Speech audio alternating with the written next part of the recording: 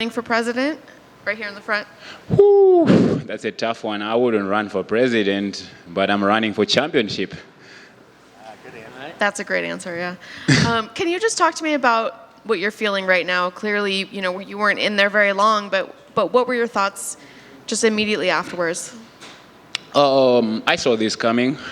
A lot of people say Peter was a good boxer, which is very true, and is a good striker, which is very true.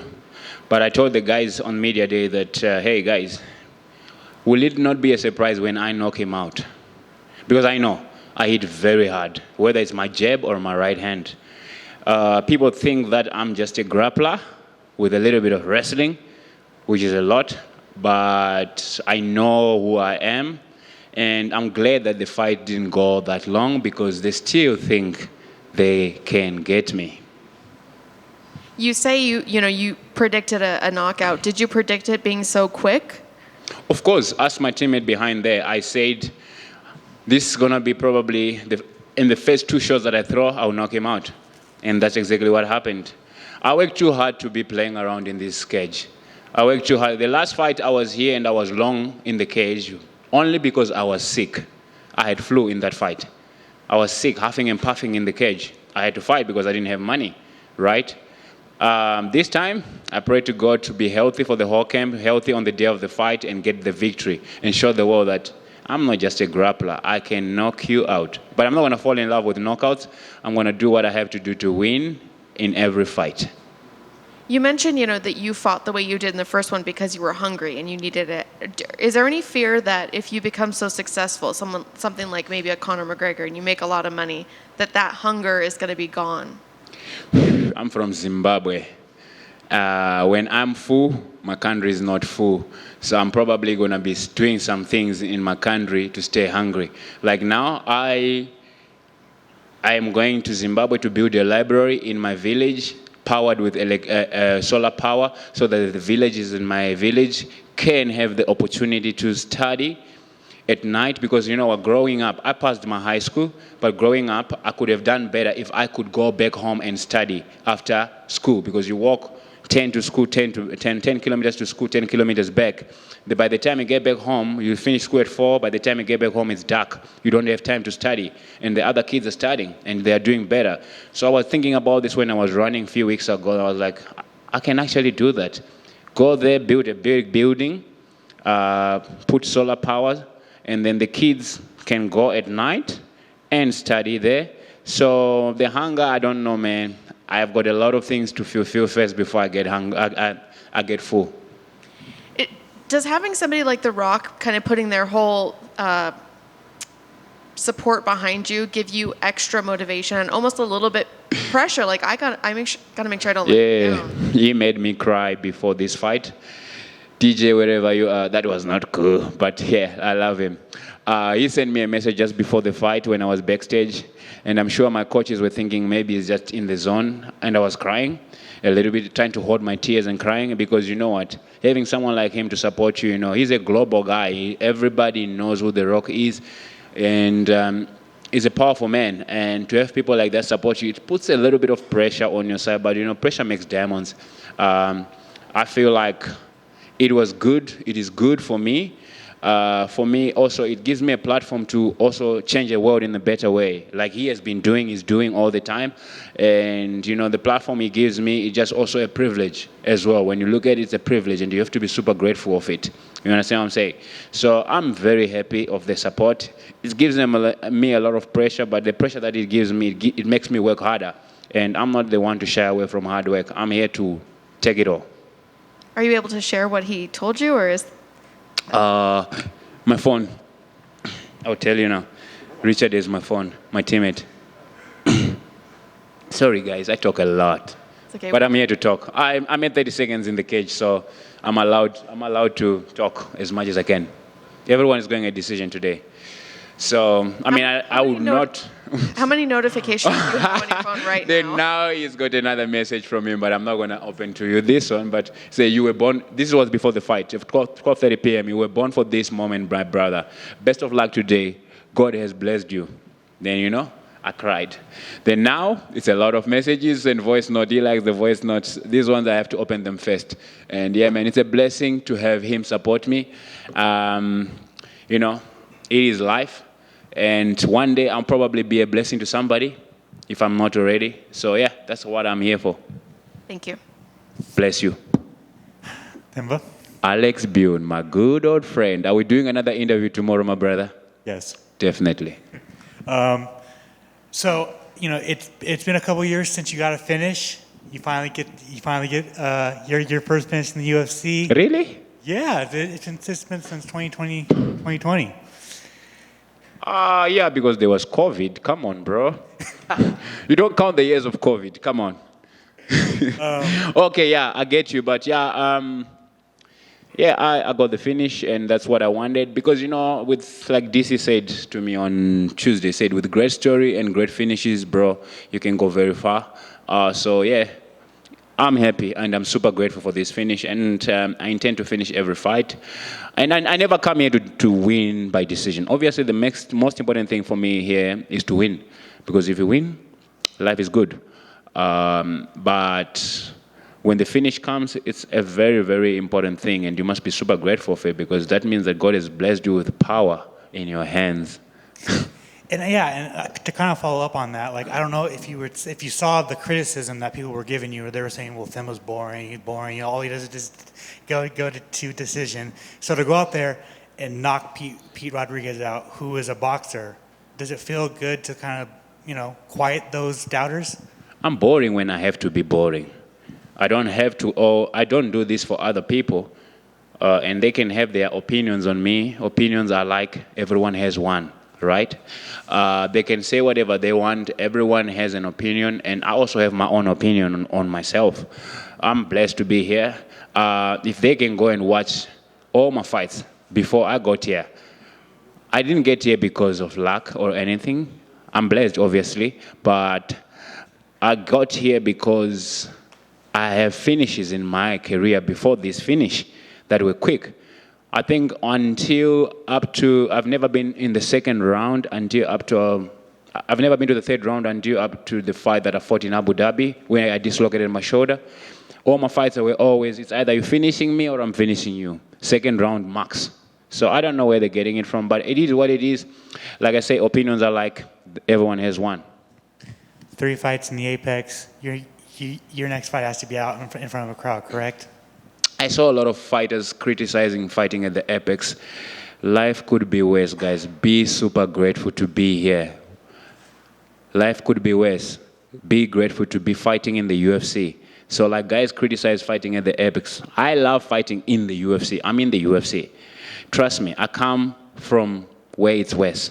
So when you are in the UFC, you have the biggest platform. Whether you're fighting in the Apex or on the road, it does not matter. You know, what matters is that you are in the UFC. There's people that could kill to be right here in this position. And to those fighters and everybody that is complaining about it and say, oh, I mean, I know you're not saying I'm complaining.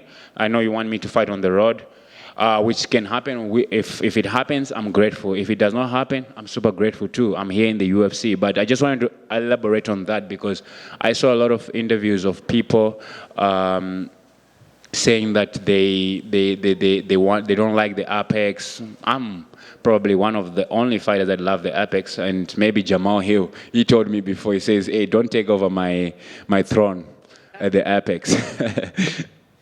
You said that you want to fight for the title in 2024. It's gonna happen. How do you get there? What is gonna happen is gonna be something like a short notice fight with a guy in the top 10, and I'll beat him. Then I make my case. It's not gonna be a clear path where I have to fight through the rankings. I don't have to do that. I have. When I look at it, I have a big platform. Firstly. Secondly, I have the skill, and I'm a bad fight for anyone right now who's in the top 10. They might not think of it, but I am.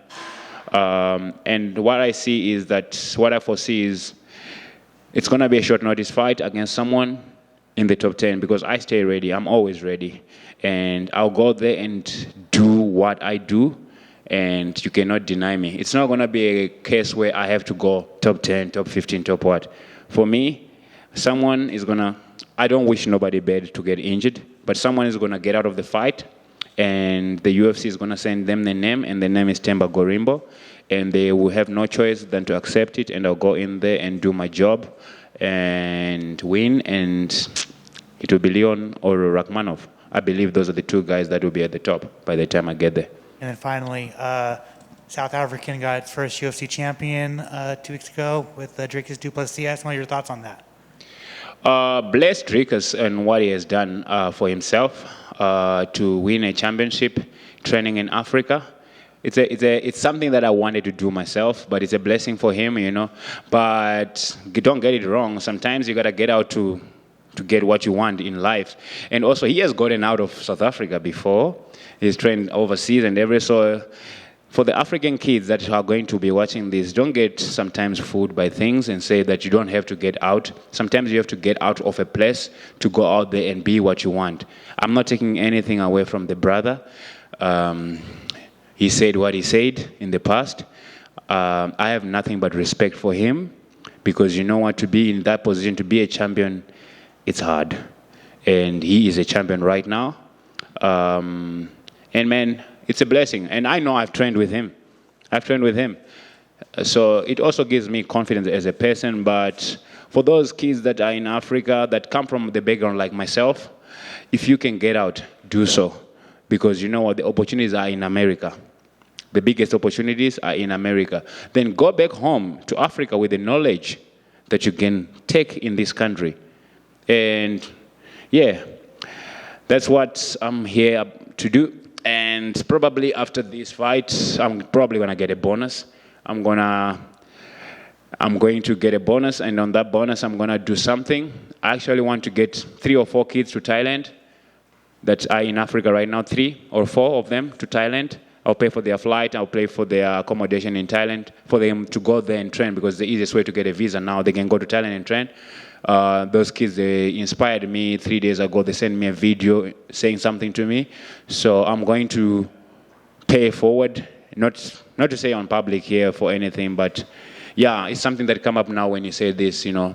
They must go and train Thailand for a month or so, enjoy, come back, and then until we can get them to America. Bless. Congrats. Thank you, bro. Themba over here. First off, congrats on your victory. Obviously, we've seen celebrities in the corners of fighters recently. I wanted to ask you, would you like to have The Rock in your corner one day? He made me cry with a text. Imagine in my corner. No ways. He's going to make me cry even worse. You know, when you fight, you want clear mind. I love DJ, but in the corner, I'll be very, very, I'm going to cry. I'm a very emotional human being. Yeah, we'll talk, we'll see. But I'm going to be at WrestleMania, definitely. That led into my next question. I'm not sure how big of a WWE guy you were, but I'm sure you saw the news, so what were your thoughts on that? I love WWE, bro. Growing up, I tell you this, I used to tend to go to watch WWE on a Sunday, tend to go back to just watch a show for 1 hour through a window, peeping right through a window. And, you know, it would be a super blessing to attend WWE WrestleMania live. Wow, bro. From Bikita to the world. I cannot wait. And continuing with talking about The Rock, when in that video when he gave you the house, I could there was like a picture of you, and you thought it was Sadio Mane at first. Are you a big Sadio Mane fan? I'm a big Sadio Mane fan on the terms of like what he's doing in his country. If you can see what I'm trying to do, it's things that he's doing in his country. And you know, it's a better, like, what a better person to look at and want to be like. Sadio Mane, he's doing great things in his country, in Bombard in Senegal, where he comes from. He played soccer on a pitch recently, and then he realized there was too much mud. He fixed the pitch. Now it's a stadium in his village. You know, those are the people that you want. He grew up and his father died because there was no medicine. And you know what he did? He went on and built a hospital, I think like 2 or 3 in his village. Those are the people that I look up to personally and say, I want to be like that guy, because you know what? That's legendary stuff. Even when you are gone, that stuff stays. Have you been able to chat with Sadio anytime? Sadio, I have not, but I charged to Gueye, who is Sadio Mane's teammate. I was going to go to watch the AFCON too. If they had proceeded to the thing, then I'll meet him. But I have not had a chance to chat to him. He's a guy that probably, he's not like me, vocal, but he's a very quiet guy, does his thing, and bless him, man. I hope he keeps on doing the stuff that he's doing in Senegal.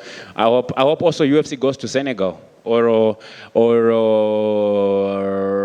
where is the country that I would love to fight? Headline a fight night maybe one day in Kigali, Rwanda. Adopt me Kigali. My national team that is Zimbabwe is having their home games played in Rwanda, so it would be great to fight in Rwanda. Would you maybe ever like to collaborate with Mane on a big project maybe out there? I don't like to think of things and do things as a... Like, I like to work with my instincts. So like this stuff that I'm going to do, I thought about it when I was running a few weeks ago, you know. I don't want to do things just because I'm not a guy that is good at admin and having to manage things. Like now when I go there, just pay somebody, do the work, I leave. I don't like to have to work with admin and stuff. So I don't think that will be possible. What I can do is just keep on using my platform, go to my social media, bid for my kit, gloves, the shorts, and my shirt that I wore tonight, and I'll change someone's life, one life at a time. It's a blessing to be here. Yeah. And one last one from me. After you scored the victory, the commentary booth said that you manifested this win. So for you, what is the power of manifestation? When you work hard, believe in God, and you sweat the way I do daily, good things are going to happen. And if you put them out and truly believe to your heart it's going to happen, it's going to happen. Like I said, it does not look like it to any of you right now that I'm going to become the UFC welterweight champion this year, 2024. Even sometimes to the people close to me, they might not believe it. Not because they don't believe in me. It's because it does not look like it. It's surreal. But my life is not normal. I'm going to become the UFC welterweight before 2024 ends. Watch. Congratulations and good luck. Thank you. Congrats on the win, my man. Two quick ones for me. And just what you talked about with Hero, about manifestation and everything. It's kind of crazy, the coincidence that you're here in the Apex, winning in Vegas, and Thursday, The Rock will be here promoting WrestleMania. They're having a thing at T-Mobile for it. Wow, right? Like, everything's coming together. Oh, really? Is he here on Thursday? On Thursday, they'll be here to promote WrestleMania 40 at T-Mobile Arena. Yeah. Damn! I'll be flying out to Zimbabwe by that time. But yeah, who figure out things? But yeah, man, I'm manifesting things in life. It's crazy. Look at life. He had $7, and not because of anything, just circumstance and the place, time and place, right? He had $7, just like me. It's not because it's just time and place. I was sick, I got medicine, and I had $7, and I posted to inspire people. Then he saw it, and then he's like, okay, cool, I want to help this guy. That's how life works. And sometimes we don't look at it that way, but before we are born, God already has a path for us of where we will be. It's up to us to go out there and try to be better. I'm not the perfect human being, but I try to be better every single day, one day at a time. Yes, sir. And last for me, maybe not the perfect human being, but that was the perfect knockout. Last fight you were sick. This was a sick knockout. What did your team see that shot was going to be there for you, right? And you just lined it up perfect. Like, it was like a home run, the way it hits. How did your hand not hurt? That sounded like a baseball bat. My hand does not hurt, but you can ask my teammate behind there, Richard. He will tell you that I hit very hard. And I believe it when he tells me. Even my friend that came recently to Miami, who is a professional boxer, when I would hit him, he even came to me, he's like, Themba, I know you before, and now you really, really have power in your hands. And I believe so. My coaches have told me, you know, my Coach Caesar over there, Coach Daniel. Coach Daniel is the grappling one, but Coach Caesar, he knows. And also, I also have another boxing coach that's helped me as well in Miami. And it's a blessing to just be here. You know, I'm grateful for everybody. Even the previous coaches. So I wanted to say that in the cage. Even the previous coaches when I was in Africa. I want to say this. I'm a human being where if you say something or do something to me, I might get offended and I might never want to talk to you again. But I want to elaborate this for them to see. I really am grateful of them because I wouldn't be here if I was not grateful of them, of the part that we have had, the good and the bad. Because people want to look at the good only. the good and the bad, the things that they did to me or whatsoever for that led me to be here. It does not matter. What's important is that I have had a stage in time where I shared a moment with you, and I'm super grateful of that. Even the old teammate that I had, I'm super grateful. And I want to elaborate this even when I was in the cage, because a lot of people think that, oh, now because you're in the UFC, you don't want to. No. It's just maybe you faulted me just like I would have faulted you. And I feel like it's better for me and my well-being to go separate ways. It's not because I have anything against you. I might have in the moment, but eventually, with my beautiful conscience in my head, I would think and say, I'm sorry. I might not say sorry to you. I'm sorry, but I will not I don't want to have that personal interaction with you again because I don't want to get hurt, because I try to protect my peace that way. Excellent. Thank you, sir, and congrats on the big win. Thank you. Am I done here? God bless you all. It's over. Alex, tomorrow, come to the Airbnb. Let's do the interview, brother.